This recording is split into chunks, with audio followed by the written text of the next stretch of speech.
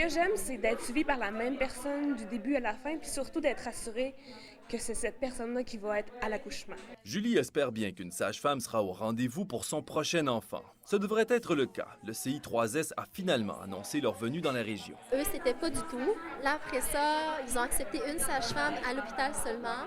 Là, nous, on disait non, non, non, on ne peut pas confiner la pratique de la sage-femme à l'hôpital. La sage-femme fait un retour en force au Québec. Le service demeure cependant peu connu en région.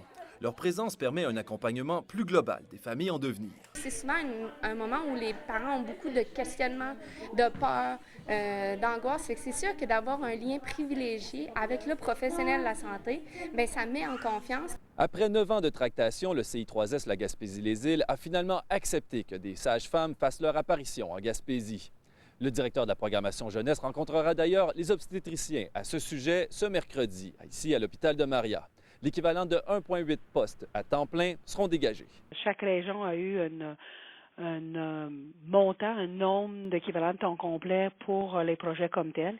Et effectivement, c'est une décision ministérielle de le besoin pour notre région pour débuter un projet. Ça, c'est absolument pas réaliste, là. Pour le territoire à couvrir, puis le nombre de naissances, c'est pas réaliste du tout. Les 3 sages-femmes desserviront la baie des Chaleurs. Actuellement, les mères doivent prendre la route de Montjoly pour avoir accès à ce service. Il faut qu'il y ait de la disponibilité chez eux, c'est-à-dire ils vont donner la priorité aux gens de leur territoire et puis s'il y a de la place encore, ils peuvent prendre des gens de l'extérieur.